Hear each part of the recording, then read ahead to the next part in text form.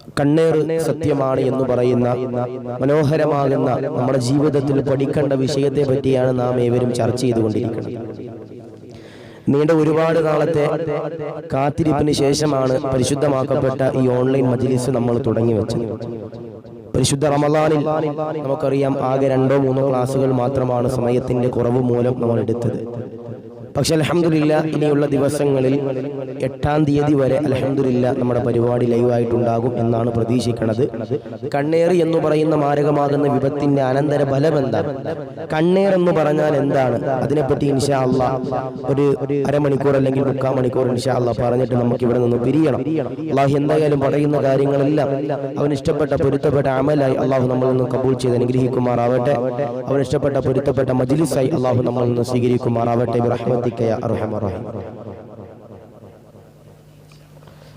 കണ്ണേറ് അഥവാ സിഹിർ നമുക്കറിയാം. റമളാന് മുമ്പത്തെ ക്ലാസ്സിൽ നമ്മൾ സിഹിർ എന്ന് പറയുന്ന മാരകമാകുന്ന വിപത്തിനെ പറ്റി നമ്മൾ പറയുകയുണ്ടായി. ആ സിഹിറിന്റെ മാരകമാകുന്ന വിപത്തും ആ സിഹിറിന്റെ അനന്തര ഫലവും അതെല്ലാം എന്താണെന്ന് നാം ഏവരും എന്റെ പ്രിയപ്പെട്ടവരെ മനസ്സിലാക്കുകയുണ്ടായി. എന്നാൽ ആ കണ്ണീറും സിഹിറും തമ്മിൽ എന്താണ് വ്യത്യാസം?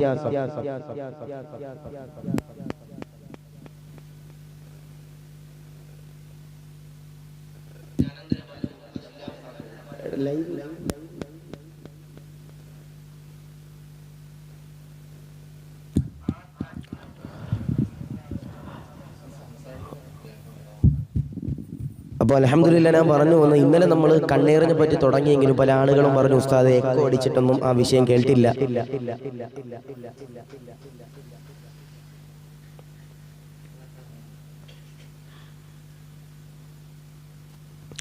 അപ്പോൾ പല ആളുകളും പറയുകയുണ്ടായി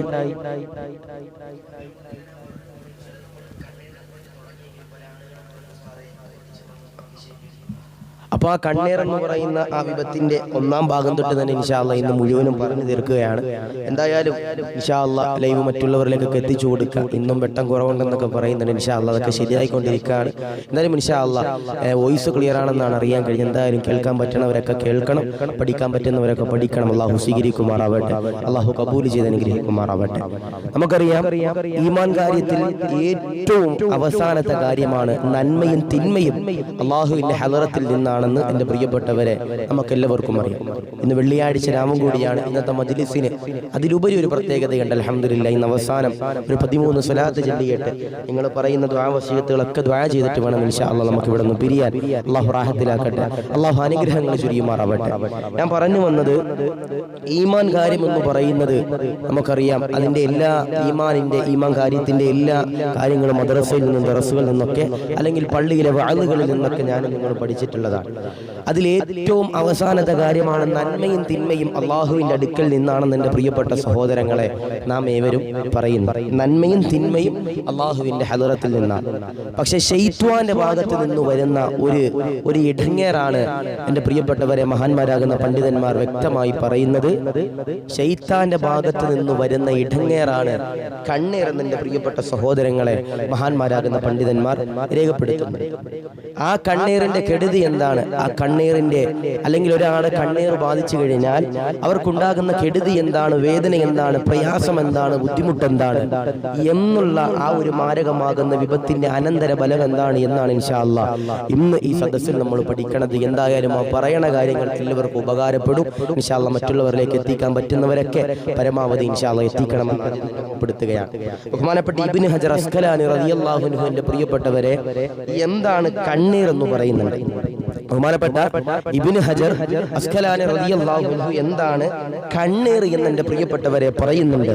ബഹുമാനപ്പെട്ട ഇബ്നു ഹജർ അസ്ഖലാനി റളിയല്ലാഹു അൻഹു പറയുകയാണ്, ചില ചീത്ത പ്രകൃതിയുള്ള ദുഷിച്ച പ്രകൃതിയുള്ള ആളുകളുണ്ടല്ലോ, ചില ഹൃദയത്തിന്റെ ഉള്ളിന്റെ ഉള്ളറയിൽ വെറുപ്പുള്ള ആളുകളുണ്ടല്ലോ, ഹൃദയത്തിന്റെ ഉള്ളിന്റെ ഉള്ളറയിലൂ ശത്രുതയുള്ള ആളുകളുണ്ടല്ലോ, വൈരാഗ്യമുള്ള ആളുകളുണ്ടല്ലോ, അവരസൂയയോടുകൂടി നോക്കിക്കഴിഞ്ഞാൽ നഊദു ബില്ലാഹ് അതാണ് കണ്ണീറെന്ന് ബഹുമാനപ്പെട്ട ഇബ്നു ഹജർ അസ്ഖലാനി റളിയല്ലാഹു അൻഹു ചില ദുഷിച്ച പ്രകൃതിയുള്ള ആളുകളുടെ അസൂയോടുകൂടിയുള്ള നോട്ടം. എന്നാൽ അവരുടെ ഹൃദയത്തിന്റെ ഉള്ളിലുള്ളറയിൽ ചില ദുഷിപ്പാണ്, ചില വൈരാഗ്യമാണ്, വെറുപ്പാണ്.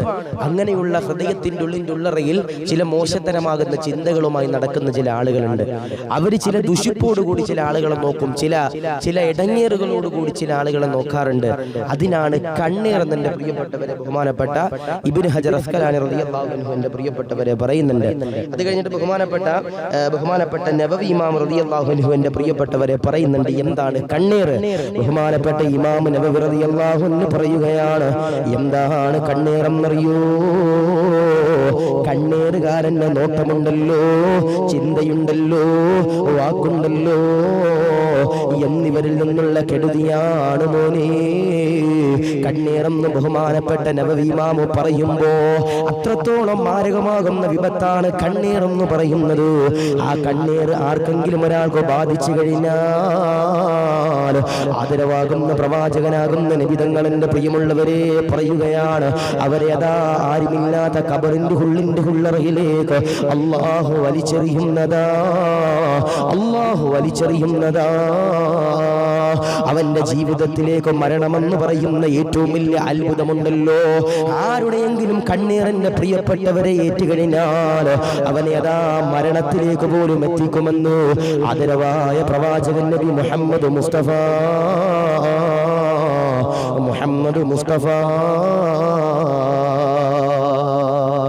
സല്ലല്ലാഹു അലൈഹി വസല്ലമ തങ്ങൾ പറയുന്നു, കണ്ണീർ ബാധിച്ചു കഴിഞ്ഞാൽ അതിന്റെ പ്രിയപ്പെട്ട സഹോദരങ്ങളെ നിങ്ങളെ ഖബറിലേക്ക് എത്തിക്കുമെന്ന് ഹബീബിന മുഹമ്മദ് മുസ്തഫ സല്ലല്ലാഹു അലൈഹി വസല്ലമ തങ്ങൾ എന്റെ പ്രിയപ്പെട്ടവരെ പറയുകയാണ്.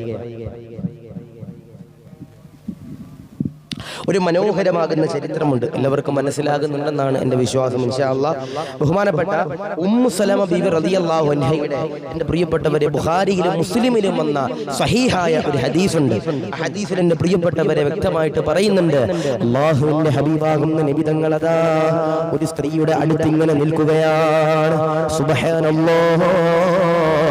ബഹുമാനപ്പെട്ട ഉമ്മു സലമ റളിയല്ലാഹു അൻഹ റിപ്പോർട്ട് ചെയ്യുന്ന ഹദീസാണ്. അല്ലാഹുവിന്റെ റസൂല് ഒരു സ്ത്രീയുടെ അടുത്ത് തന്നെ പ്രിയപ്പെട്ടവരെ നിൽക്കുന്ന സമയത്ത് ആ സ്ത്രീയുടെ മുഖമുണ്ടല്ലോ വല്ലാതെ ചുവക്കുകയാ. ആദരവാകുന്ന പ്രവാചകനാകുന്ന നബി തങ്ങളുടെ പ്രിയമുള്ളവരെ ഉമ്മു സലമ ബീവിയുടെ ചാരത്തേക്ക് കടന്നു ചെന്നിട്ട് ഉമ്മു സലമ ബീവിയോട് പറയുകയാ, ഉമ്മു സലമ, ആ കാണുന്ന പെണ്ണിന് കണ്ണീറാണ്. ഉമ്മു സലമ, ആ കാണുന്ന പെണ്ണിന് കണ്ണീറാണ്. അതുകൊണ്ട് ആ പെണ്ണിനെ നീ ഒന്ന് മന്ദിരിച്ചു കൊടുക്കണ ഉമ്മു സലമ എന്ന് ഹബീബിന മുഹമ്മദ് മുസ്തഫ സല്ലല്ലാഹു അലൈഹി വസല്ലം. അത്രത്തോളം എന്റെ പ്രിയപ്പെട്ട സഹോദരങ്ങളെ, അത്രത്തോളം ബാധ്യതയാണ്, അത്രത്തോളം ഭയാനകരമാണ് കണ്ണീറെന്ന് ആദരവാകുന്ന പ്രവാചകൻ നബി മുഹമ്മദ് മുസ്തഫ സല്ലല്ലാഹു അലൈഹി വസല്ലം തങ്ങൾ എന്റെ പ്രിയപ്പെട്ടവരെ പറയുമ്പോൾ നിങ്ങളോട് സ്നേഹത്തിന് ഞാൻ പറയണത്, ആ കണ്ണീറിനെ തൊട്ട് നമ്മളേവരെയും അല്ലാഹു കാത്തിരക്ഷിക്കുമാറാവട്ടെ, അല്ലാഹു രക്ഷിക്കുമാറാവട്ടെ. എന്നാണ് കണ്ണീർ ബാധിച്ചാലുള്ള ലക്ഷണം എന്താണ്? കണ്ണീർ ബാധിച്ചാലുള്ള ലക്ഷണം എന്താണ്? മഹാന്മാരാകുന്ന പണ്ഡിതന്മാരെന്ന് പ്രിയമുള്ളവരെ പറയുകയാണ്, കണ്ണീർ ബാധിച്ചാലുള്ള ലക്ഷണങ്ങൾ എന്താണ്?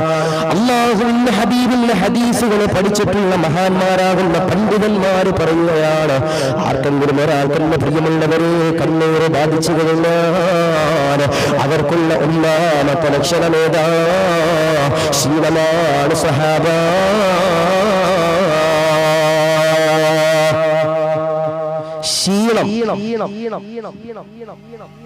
ക്ഷീണം ഒരാളുടെ ജീവിതത്തിലേക്ക് കണ്ണീർ ബാധിച്ചാൽ കടന്നു വരുമെന്ന് ഹബീബിന മുഹമ്മദ് മുസ്തഫ സല്ലല്ലാഹു അലൈഹി വസല്ലം. 2 ഉറക്കം കടന്നു വരുമെന്നാണ്. 3 ഭക്ഷണത്തിൽ അതൃപ്തി കടന്നു വരുമെന്നാണ്. 4 ചെറിയ കുട്ടികളാണെങ്കിൽ കരച്ചിലുണ്ടാകുമെന്നാണ്. 5 അവർ ചെയ്യുന്ന ഇബാദത്തുകളിൽ മടുപ്പുണ്ടാകുമെന്ന് എന്റെ പ്രിയപ്പെട്ടവർ അള്ളാഹുവിന്റെ റസൂലിന്റെ ഹദീസ് പിടിച്ച മഹാന്മാരാകുന്ന പണ്ഡിതന്മാർ രേഖപ്പെടുത്തുന്നുണ്ട്.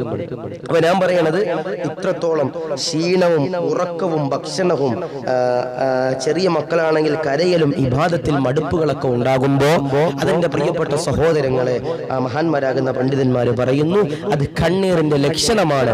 കണ്ണീറിന്റെ ലക്ഷണമാണ്. അല്ലാഹു കാത്തിരക്ഷിക്കുമാറാവട്ടെ. എന്നിട്ട് എന്റെ പ്രിയപ്പെട്ട സഹോദരങ്ങളെ മഹാന്മാരാകുന്ന മഹാന്മാരാകുന്ന പണ്ഡിതന്മാരെന്റെ പ്രിയപ്പെട്ടവരെ വീണ്ടും പറയുന്നുണ്ട്, ആരെങ്കിലും ഒരാളെന്റെ പ്രിയമുള്ളവരെ കണ്ണീർ ബാധിച്ചവരെ മന്ദിരിച്ചു കഴിഞ്ഞാൽ, ആരെങ്കിലും ഒരാളെന്റെ പ്രിയപ്പെട്ടവരെ കണ്ണീർ ബാധിച്ചവരെ മന്ദിരിച്ചു കഴിഞ്ഞാൽ അവർക്കും ചെറിയ ലക്ഷണങ്ങള്, ചെറിയ പ്രയാസങ്ങള്, ചെറിയ ബുദ്ധിമുട്ടുകള് അവരുടെ ജീവിതത്തിലേക്ക് കടന്നു വരുന്നതാ. മഹാന്മാരാകുന്ന പണ്ഡിതന്മാരെന്റെ പ്രിയമുള്ളവരെ ഒന്നാമതായി പറയുകയാണ്, ഒന്നാമതായി തന്നെ പ്രിയപ്പെട്ടവരെ പറഞ്ഞു തരികയാണ്, മന്ദിരിക്കുന്നവരുടെ ചാരത്തേക്ക് ആദ്യമായിട്ട് കടന്നു വരുന്ന ഏറ്റവും വലിയ മുസീബത്തെന്താ? കോട്ടവായാണ് മോനെ, ഉറക്കം മരലാണ് മോനെ, ഉറക്കം വരലാണ്, കോട്ടവായ വരലാണെന്ന് എന്റെ പ്രിയപ്പെട്ട സഹോദരങ്ങളെ മഹാന്മാരാകുന്ന പണ്ഡിതന്മാര് പറയുന്നു. 2 ബുദ്ധിമുട്ടുകൾ കടന്നു വരലാണ്. 3 മറവി ഉണ്ടാകലാണ്. 4 എന്റെ പ്രിയപ്പെട്ടവരെ ഈ ചെറിയ ചെറിയ ചുമ ഇങ്ങനെ കടന്നു വരുമെന്ന് മഹാന്മാരാകുന്ന പണ്ഡിതന്മാർ എന്റെ പ്രിയപ്പെട്ട സഹോദരങ്ങളെ രേഖപ്പെടുത്തുന്നു. അപ്പൊ ഞാൻ നിങ്ങളോട് സ്നേഹത്തിൽ പറയണത്, ഇഷ്ടത്തോടുകൂടി പറയണത്, മന്ത്രിച്ചാലും മന്ത്രിക്കാൻ വേണ്ടി ചെന്നു കഴിഞ്ഞാലും അവർക്ക് ഇങ്ങനത്തെ പ്രയാസങ്ങൾ ഉണ്ടാകുമെന്ന് മഹാന്മാരാകുന്ന പണ്ഡിതന്മാർ എന്റെ പ്രിയപ്പെട്ട സഹോദരങ്ങളെ രേഖപ്പെടുത്തുന്നുണ്ട്. അതാ പറയണത്, ഈ ചെറിയ കുട്ടികളെ ഒരിക്കലും എന്ത് ചെയ്യാൻ പാടില്ല. ചില വാപ്പ ഉമ്മമാരൊക്കെ ചെറിയ മക്കളെ ഈ ഫോട്ടോ എടുത്തിട്ട് ഫേസ്ബുക്കിലും വാട്സപ്പിലും യൂട്യൂബിലൊക്കെ ഇടാറുണ്ട്.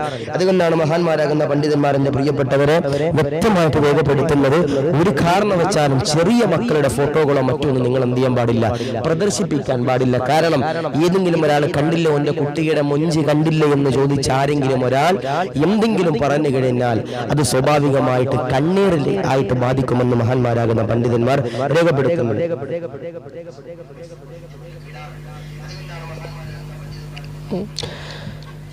അതുകൊണ്ടാണ് എന്റെ പ്രിയമുള്ളവരോട് പറയുന്നത്, ചിലപ്പോൾ വാപ്പയുടെയും ഉമ്മയുടെയും കണ്ണീർ തൊട്ട് തന്നെ മക്കൾക്ക് എന്റെ പ്രിയപ്പെട്ടവരേക്കാറുണ്ട്. സ്കൂളിൽ നിന്ന് മക്കൾ വന്നു, പരീക്ഷയ്ക്ക് മാർക്ക് കിട്ടി, ആ സമയത്ത് ചിലപ്പോൾ വാപ്പയും ഉമ്മയും പറഞ്ഞു നല്ല മാർക്കാണല്ലോ എന്ന് ചോദിക്കുമ്പോഴും ചിലപ്പോൾ അതെന്റെ പ്രിയപ്പെട്ട സഹോദരങ്ങളെ കണ്ണീർ എന്ന് പറയുന്ന മാരകമാകുന്ന വിപത്ത് അവരിലേക്ക് എത്താൻ സാധ്യതയുണ്ടെന്ന് മഹാന്മാരാകുന്ന പണ്ഡിതന്മാരെന്റെ പ്രിയപ്പെട്ടവരെ രേഖപ്പെടുത്തുകയാണ്. അതുകൊണ്ട് പ്രിയമുള്ളവരോട് പറയാനുള്ളത്, ഈ ചെറിയ മക്കൾ എന്തെങ്കിലും അവരിൽ നിന്ന് എന്തെങ്കിലും ഒരു പ്രവൃത്തി കണ്ടാൽ, ചെറിയ മക്കളിൽ നിന്ന് എന്തെങ്കിലും ഒരു നല്ല പ്രവൃത്തി കണ്ടാൽ മഹാന്മാരാകുന്ന പണ്ഡിതന്മാർ പറയുന്നു, നിങ്ങളൊരു ദുആ ചെയ്യണേ. നിങ്ങളുടെ മക്കൾ സ്കൂളിൽ നിന്ന് പരീക്ഷയിൽ മാർക്ക് വാങ്ങുമ്പോ, നിങ്ങളുടെ മക്കളെന്റെ പ്രിയപ്പെട്ടവർ എന്തെങ്കിലും ഒരു വിജയം നേടുമ്പോ അൽഹംദുലില്ലാഹ് മഹാന്മാരാകുന്ന പണ്ഡിതന്മാരെ പറയുകയാ, നിങ്ങളൊരു ദുആ ചെയ്യണേ, നിങ്ങളൊരു ദുആ ചെയ്യണേ. മഹാന്മാരാകുന്ന പണ്ഡിതന്മാരെന്ന് പ്രിയപ്പെട്ടവരെ രേഖപ്പെടുത്തുകയാണ്, മാഷാ അല്ലാഹ് ലാ ഖുവത ഇല്ലാ ബില്ലാഹ്. മഹാന്മാരാകുന്ന പണ്ഡിതന്മാർ പറയുന്നു, നിങ്ങളുടെ കുട്ടികളിൽ നിന്ന് എന്തെങ്കിലും ഒരു അത്ഭുതകരമാകുന്ന പ്രവൃത്തി ഉണ്ടായാൽ സ്വാഭാവികമായിട്ട് മക്കൾക്ക് സ്കൂളിൽ നിന്നുള്ള മാർക്ക് ഉണ്ടാകുമ്പോൾ നിങ്ങൾ പറയേണ്ട വാക്യം മഹാന്മാരാകുന്ന പണ്ഡിതന്മാർ പറയുന്നു, മാഷാ അല്ലാഹ് ലാ ഖുവത ഇല്ലാ ബില്ലാഹ്. മാഷാ അല്ലാഹ് ലാ ഖുവത ഇല്ലാ ബില്ലയാണെന്ന് എന്റെ പ്രിയപ്പെട്ടവരെ പറയുന്നു. സ്വാഭാവികമാണ്, കണ്ടരുത് പറയരുത്. നമ്മൾ ചിലപ്പോൾ കണ്ണാടിയിലേക്ക് നോക്കുമ്പോൾ നമ്മുടെ സൗന്ദര്യം കൊള്ളാലോ എന്ന് നമ്മൾ പറഞ്ഞാൽ ചിലപ്പോൾ ആ സമയത്ത് പോലും നമുക്ക് എന്ത് ചെയ്യും, കണ്ണീർ വരുമെന്ന് മഹാന്മാരാകുന്ന പണ്ഡിതന്മാരെന്റെ പ്രിയപ്പെട്ട സഹോദരങ്ങളെ രേഖപ്പെടുത്തുന്നുണ്ട്. ഇതൊക്കെ ഇന്നലെ പറഞ്ഞതാ, പക്ഷെ എല്ലാവർക്കും മനസ്സിലാകാൻ വേണ്ടി ഒന്നും കൂടി എന്റെ പ്രിയപ്പെട്ടവരെ പറയുകയാ. ആർക്കെങ്കിലും ചിലപ്പോൾ കണ്ണാടിയിൽ നോൽക്കുന്ന സമയത്ത് നമ്മൾ പറയാ കൊള്ളാലോ സൗന്ദര്യം എന്ന് പറഞ്ഞിട്ട് അങ്ങനെ പറഞ്ഞാൽ പോലും നമുക്ക് കണ്ണീറേക്കുമെന്ന് മഹാന്മാരാകുന്ന പണ്ഡിതന്മാർ എന്റെ പ്രിയപ്പെട്ട സഹോദരങ്ങളെ പറയുന്നുണ്ട്. അതിനാണ് എന്റെ പ്രിയമുള്ളവരെ പണ്ഡിതന്മാരെ പറഞ്ഞു തരുന്ന ദുആ എന്ന് പറയുന്നത്, അല്ലാഹുമ്മ ഹസിൻ ഖുൽഖി കമാ ഹസൻത ഖൽഖി മാഷാ അല്ലാഹ് എന്ന് പറയുന്ന ദുആ ആരെങ്കിലും ഒരാൾ ചൊല്ലിക്കഴിഞ്ഞാൽ തീർച്ചയായിട്ടും എൻ്റെ പ്രിയപ്പെട്ട സഹോദരങ്ങളെ എൻ്റെ പ്രിയപ്പെട്ട സഹോദരങ്ങളെ, മഹാന്മാരാകുന്ന പണ്ഡിതന്മാർ പറയുന്നു, അവർക്ക് സ്വന്തം ശരീരത്തിൽ നിന്ന് കണ്ണിറക്കില്ല എന്ന് മഹാന്മാരാകുന്ന പണ്ഡിതന്മാർ പറയുന്നുണ്ട്. അതുപോലെ ചില ആളുകൾ വീടിൻ്റെ മുമ്പിൽ കോലങ്ങൾ വെക്കാറുണ്ട്. വീടിൻ്റെ മുമ്പിൽ കോലങ്ങൾ വെക്കാറുണ്ട്.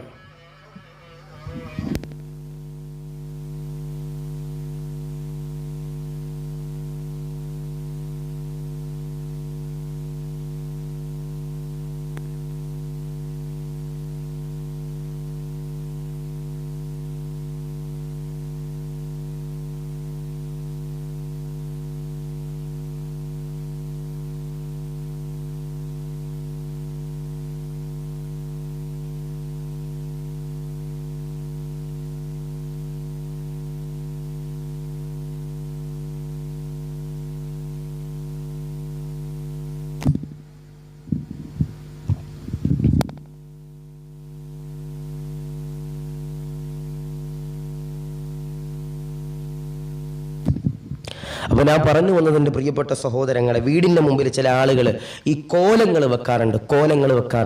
അപ്പോൾ ഈ കോലങ്ങൾ വെക്കണ സമയത്ത് അത് പാടില്ല എന്നാണ് എൻ്റെ പ്രിയപ്പെട്ടവർ, അത് ഹറാമാണെന്ന് മഹാന്മാരാകുന്ന പണ്ഡിതന്മാർ കിതാബുകളിൽ രേഖപ്പെടുത്തുന്നുണ്ട്. വീടിൻ്റെ മുമ്പിൽ കോലങ്ങൾ വെക്കൽ ഹറാമാണെന്ന് മഹാന്മാരാകുന്ന പണ്ഡിതന്മാർ രേഖപ്പെടുത്തുന്നുണ്ട്. സുബ്ഹാനല്ലാഹ്, അള്ളാഹു കാത്തുരക്ഷിക്കുമാറാവട്ടെ. ഇപ്പോൾ എഞ്ചിനീയർമാരൊക്കെ പറയും, ബഹുമാനപ്പെട്ട ഉസ്മാൻ റളിയല്ലാഹു അൻഹുവിന്റെ ഒരു മനോഹരമാകുന്ന ചരിത്രമുണ്ട്. ബഹുമാനപ്പെട്ട ഉസ്മാൻ റളിയല്ലാഹു അൻഹു എന്ന പ്രിയപ്പെട്ടവരെ നടന്നു പോവുകയാണ്. ഒരു മരുഭൂമിയുടെ ഒരു മൈതാനത്തിന്റെ ചാരത്തിലൂടെ നടന്നു പോവുകയാണ്. നടന്നു പോകുമ്പോൾ കുട്ടികളിങ്ങനെ മൈതാനത്തിന്റെ പ്രിയപ്പെട്ടവരെ കളിക്കുന്നത് കാണുകയാണ്. കുട്ടികളിങ്ങനെ മൈതാനത്ത് കളിക്കുന്നത് കാണുമ്പോൾ ആ കുട്ടികളിങ്ങനെ മൈതാനത്ത് കളിക്കുന്നത് കാണുമ്പോൾ ഒരു സുന്ദരമായ മനോഹരമാകുന്ന ഒരു കുട്ടിയെ ബഹുമാനപ്പെട്ട ഉസ്മാൻ തങ്ങൾ കാണുകയാണ്. ഉസ്മാൻ തങ്ങൾ ആ കുട്ടിയുടെ രക്ഷിതാക്കളെന്ന് പ്രിയപ്പെട്ടവരെ വിളിക്കുകയാണ്. എന്നിട്ടത് പറയുക, ഈ കുട്ടിക്ക് കണ്ണേറ് കിട്ടാൻ സാധ്യതയുണ്ട്. അതുകൊണ്ട് ഈ കുട്ടിയുടെ ഈ താടിയലിന്റെ ഭാഗത്ത് ചെറിയൊരു കൊത്തിട്ട് കൊടുക്കണമെന്ന് ബഹുമാനപ്പെട്ട ഉസ്മാൻ തങ്ങൾ പറയുകയാ. ഈ കുട്ടിയുടെ ഈ താടിയലിന്റെ ഭാഗത്ത് ഒരു ചെറിയ കൊത്തിട്ട് കൊടുക്കണമെന്ന് എൻ്റെ പ്രിയപ്പെട്ടവരെ ബഹുമാനപ്പെട്ട ഉസ്മാൻ റളിയല്ലാഹു അൻഹു പറയുക. അതാണ് ഇപ്പോഴത്തെ കുട്ടികളുടെ കവളത്ത് ചെറുതായിട്ട് ഇങ്ങനെ എന്ത് ചെയ്യുന്നത്, ഈ ഒരു കുത്തിട്ട് കൊടുക്കണത്. അതെന്താണ് ബഹുമാനപ്പെട്ട ഉസ്മാൻ തങ്ങൾ പറയുന്നുണ്ട്, താടിയലിന്റെ ഭാഗത്ത് കുത്തിട്ട് കൊടുക്കണമെന്ന് ബഹുമാനപ്പെട്ട ഉസ്മാൻ റളിയല്ലാഹു അൻഹുവിന്റെ പ്രിയപ്പെട്ടവരെ പറയുന്നുണ്ട്. അല്ലാഹു ഈമാൻ നൽകി അനുഗ്രഹിക്കുമാറാവട്ടെ. അപ്പൊ ഇൻഷാ അല്ലാഹ് ഇത്രയുമാണ് കണ്ണേറിനെ പറ്റി പറയാനുള്ളത്. പിന്നെ മന്ത്രിക്കണത് എങ്ങനെയാണ്, ഓരോ ഉസ്താദന്മാർ ഒരു ഇജാസത്ത് കൊടുത്തിട്ടാണ് എന്ത് ചെയ്യണത് എൻ്റെ പ്രിയപ്പെട്ട സഹോദരങ്ങളെ ഈ മന്ത്രിക്കലും മറ്റുമൊക്കെ നടക്കുന്നത്. ഞാൻ ഒരു കുറ്റം പറയല്ല,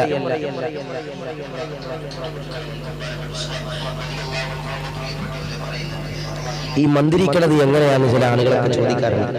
അതിനെല്ലാം ഓരോത്തിനും ഓരോ ഇജാസത്തായിട്ട് എൻ്റെ പ്രിയപ്പെട്ട സഹോദരങ്ങളെ മഹാന്മാരാകുന്ന പണ്ഡിതന്മാർ പറയുന്നുണ്ട്. ഓരോ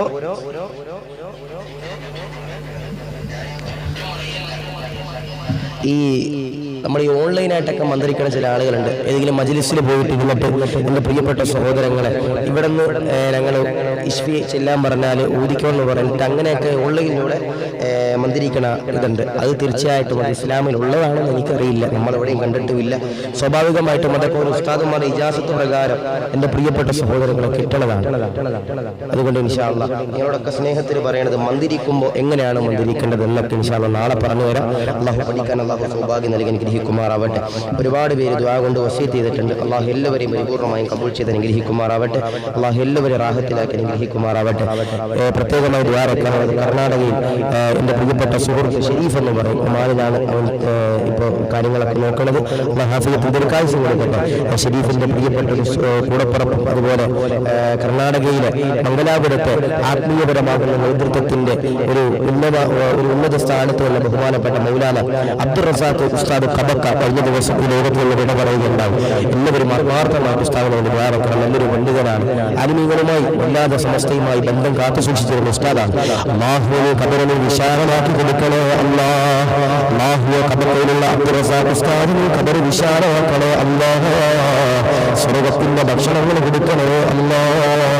സ്വർഗ്ഗത്തിന്റെ വസ്ത്രങ്ങൾ കൊടുക്കണേ അല്ലാഹ്.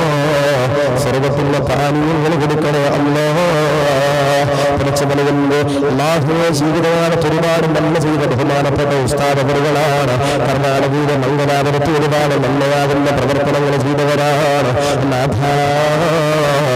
സ്വർഗം കൊടുക്കണേ അല്ലാഹ്, ഖബർ വിശാലമാക്കണേ അല്ലാഹ്. അബ്ദുൽ റസാഖ് ഉസ്താദിനോടൊപ്പം ഞങ്ങളെ സ്വർഗത്തിലേക്ക് കടത്തണേ അല്ലാഹ്. അതുപോലെ പ്രത്യേകം ദ്വാരക്കാനുള്ളത് കുന്നംകുളത്ത് നമുക്കറിയാം ഇന്ന് ആംബുലൻസ് പറഞ്ഞിട്ടുണ്ട്. പ്രിയപ്പെട്ട സഹോദരങ്ങളെ, ഒരുപാട് പേര് വിട പറയുകയുണ്ട്. ഒരുപാട് ആളുകൾ കുന്നംകുളത്ത് ആംബുലൻസ് നിയന്ത്രണം വിട്ടിട്ട് എൻ്റെ പ്രിയപ്പെട്ടവരെ മരണപ്പെടുകയുണ്ടായി. നമുക്കറിയാം ഈ ആംബുലൻസ് എന്ന് പറയുന്നത്, ഈ ആംബുലൻസ് എനിക്കൊണ്ട് ഒരുപാട് സുഹൃത്തുക്കൾ ആംബുലൻസ് ഓടിക്കുന്നവർ, അൻവറിനെ പോലെ പള്ളിമുക്കിലൊക്കെ ഉള്ള ഒരുപാട് സുഹൃത്തുക്കളുണ്ട്. അതുപോലെ കോഴിക്കോടുണ്ട്, കാസർഗോഡൊക്കെ ഈ ആംബുലൻസ് ജീവിക്കുന്ന ഒരുപാട് സാധുക്കളുണ്ട് അല്ലെ. നമ്മളൊക്കെ വണ്ടിയിലൊക്കെ അതിന് പോകുന്ന സമയത്ത് എത്ര തിരക്കാണെങ്കിലും ആംബുലൻസ് ഒരു എന്ത് ചെയ്യും, ഞാനും നിങ്ങളൊക്കെ എന്ത് ചെയ്യും, ഇങ്ങനെ വഴിമാറി ഇങ്ങനെ കൊടുക്കാറുണ്ട്. കാരണം അതിൻ്റെ അകത്ത് ഒരു ജീവനാണ് വരണത്, അല്ലെങ്കിൽ ജീവൻ വേണ്ടി എന്റെ പ്രിയപ്പെട്ട സഹോദരനായ മറ്റോട്ടോട് ആംബുലൻസ് വരുന്ന രംഗം നിങ്ങൾ കണ്ടിട്ടുണ്ട്. ആ വണ്ടി ഓടിക്കുന്ന ചങ്ങാതി നമ്മൾ സമ്മതിക്കണം. കാരണം അത്രയും തിരക്കിനിടയിലുള്ള പാവപ്പെട്ട ആംബുലൻസിന്റെ ഡ്രൈവറിന് വലിയ കൂലിയൊന്നുമില്ല, ചെറിയ കൂലിയിൽ അവർ വർക്ക് ചെയ്യുന്നത്. ആ സൗരനോട്ടുകൊണ്ട് ഒരു ജീവന് വേണ്ടി ആ പാവപ്പെട്ടവർ അവരുടെ ജീവൻ പോലും മറന്നിട്ട് ഏത് സമയത്താണ് അവിടെ ഉണ്ടാകും. അവന് വണ്ടിയൊന്നും ചെറുതായിട്ട് അറിയാറുണ്ട്, പക്ഷേ അവരതെല്ലാം മറന്നിട്ട് ഒരു ജീവനിലെ ഒരു ജീവിത ആ വണ്ടിക്കകത്ത് കിടക്കുന്ന ഒരാളുടെ ജീവന് വേണ്ടി എന്റെ പ്രിയപ്പെട്ട ആംബുലൻസ് ഓടിച്ച് തിരക്കിലൂടെ പാടുന്ന പാവപ്പെട്ട ആംബുലൻസിലെ ഡ്രൈവറും ഇന്ന് വല്ലാതെ സങ്കടപ്പെടുത്തുന്ന വാർത്തയാണ്. കുന്നുകുളത്ത് ആംബുലൻസ് നിയന്ത്രണം വിട്ടിട്ട് മറിഞ്ഞ് 4 പേർ ഗുരുതര മരിച്ചു, 2 പേര് മരിക്കുകയുണ്ടായി. മരിച്ച 2 സ്ത്രീകളെ മരിച്ചു, 3 പേര് മരിച്ചെന്ന് പറഞ്ഞു. അതുപോലെ ഫെമിന എന്ന് പറയുന്ന സഹോദരികൾ പഠിച്ചവരെ അവർ വിശാലമാക്കണേ അല്ല, സ്വർഗത്തിന്റെ ഭക്ഷണങ്ങൾ കൊടുക്കണേ അല്ല, സ്വർഗത്തിന്റെ വസ്ത്രങ്ങൾ കൊടുക്കണേ അല്ല, പഠിച്ചവനെ എല്ലാവരും കയ്യിലുള്ള കവാടം മുടങ്ങി തുറന്നു കൊടുക്കണേ അല്ല, കൊടുക്കണേ അല്ല, സന്തോഷങ്ങൾ കൊടുക്കണേ അല്ല, ഇടങ്ങേറുകളിൽ മാറ്റി കൊടുക്കണേ അല്ല. കബറിൽ റഹ്മത്തിന്റെ മലായിക്കത്തുകളുടെ കാരുണ്യത്തിന്റെ നേട്ടങ്ങളെ കൊടുക്കണേ അല്ല. പഠിച്ചവനെ ആംബുലൻസ് കുറിച്ച് ജീവിക്കുന്ന സാധുക്കളോ അവർക്കുള്ളവർക്കും ഫൈഡ് കൊടുക്കണേ അല്ല, അവർക്ക് സംരക്ഷണങ്ങൾ കൊടുക്കണേ അല്ല, അവർ അപകടങ്ങളിലും ദുരിതങ്ങളും കൊണ്ടിട്ട് കാത്തുരക്ഷിക്കണേ അല്ല. ഒരു ജീവന് വേണ്ടി മറ്റൊരാളുടെ ജീവന് വേണ്ടി സ്വന്തം ജീവൻ മറന്നുകൊണ്ട് അല്ലാഹുവേ ചീർപ്പാടുകൊണ്ട് റോഡിലൂടെ വാഹനമെടുത്തുകൊണ്ട് ഓടിക്കുന്നവരാണ്.